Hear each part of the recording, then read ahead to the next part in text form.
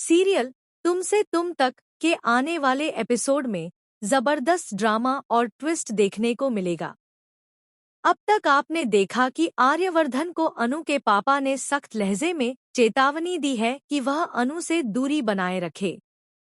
उनका इशारा साफ था, वह नहीं चाहते कि अनु और आर्यवर्धन के बीच कोई क्लोजनेस हो। इस सब का असर अनु पर गहराई से पड़ा।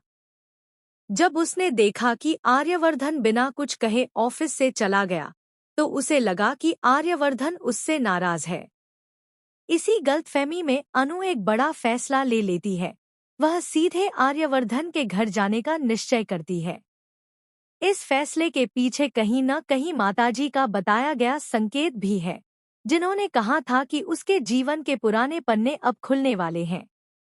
अनु को लगने लगता है कि अगर कोई अतीत का राज है, तो वह आर्यवर्धन से जुड़ा हो सकता है। अब अनु पहुंचती है आर्यवर्धन के घर, जहां उस समय अष्टमी का हवन चल रहा होता है। ये हवन किसी और के लिए नहीं, बल्कि राजनंदिनी के लिए रखा गया है। तो अब सवाल उठता है, राजनंदिनी कौन है? राजनंदिनी आर्यवर्धन की एक्स-वाइफ थी, जिससे वह बेहद प्यार करता था।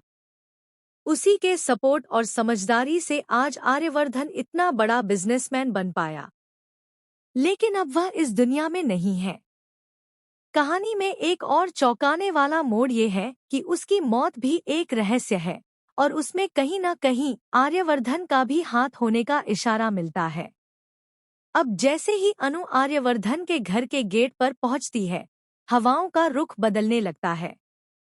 घर का माहौल एकदम भारी हो जाता है। हर कोई जैसे अनजानी आशंका से भर उठता है। और जब अनु हवन वाले कमरे में पहुंचती है, तो वहां मौजूद सभी लोग हैरान रह जाते हैं, जैसे उन्होंने किसी और को देख लिया हो। असल में अनु के अंदर ही राजनंदिनी की आत्मा है, और वही अब अनु के रूप में वापस लौटी है, सिर्फ आर्यवर्धन के लिए।